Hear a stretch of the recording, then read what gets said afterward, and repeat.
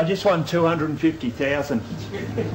I'm not joking. នេះគឺជាបរិសម្នាក់ដែលគាត់បានស្លាប់រយៈពេល14នាទីមកហើយតែអាចរស់ឡើងវិញបានហើយថែមទាំងឈ្នះឆ្នោតកោសចំនួន2ដងជាប់គ្នានៅមុខកាមេរ៉ាទូរទស្សន៍ទៀតផងនេះជារឿងរ៉ាវពិតរបស់លោក Bill Morgan ដែលជាបុរសជនជាតិអូស្ត្រាលីនៅឆ្នាំ1998លោកបានជួបគ្រោះថ្នាក់ចរាចរណ៍យ៉ាងរន្ធត់ហើយបានប្រតិកម្មថ្នាំធ្ងន់ធ្ងររហូតធ្វើឲ្យបេះដូងរបស់គាត់ឈប់ដើរ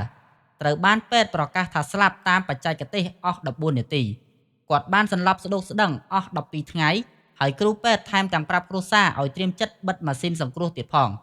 ប៉ុន្តែដូចជាអភូតហេតុគាត់បានដឹងខ្លួនឡើងវិញដោយគ្មានប៉ះពាល់ខួរក្បាលបន្តិចណាសោះក្រោយពីទទួលបានជីវិតទី2ជីវិតរបស់គាត់បានផ្លាស់ប្ដូរ180ដឺក្រេលោក Bill បានសុំមិត្តស្រីរៀបការហើយដើម្បីអបអរសាទរជីវិតថ្មីគាត់បានទិញឆ្នោតកោសមួយសន្លឹកលទ្ធផលគាត់បានឈ្នះរថយន្ត Ford ដ៏ថ្មីស្រឡាងមួយគ្រឿង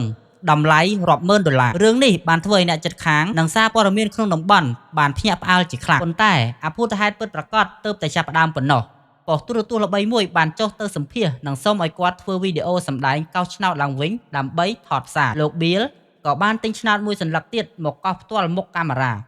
ស្រាប់តែនៅចំពោះមុខអ្នកសារព័ត៌មានគាត់បានកោសត្រូវប្រាក់រង្វាន់ធំ$250,000ភ្លាមៗគាត់បានលាន់មាត់ទាំងភ័យអរថាខ្ញុំទើបតែឈ្នះ$250,000ខ្ញុំមិនបាននិយាយលេងទេ I just won 250,000.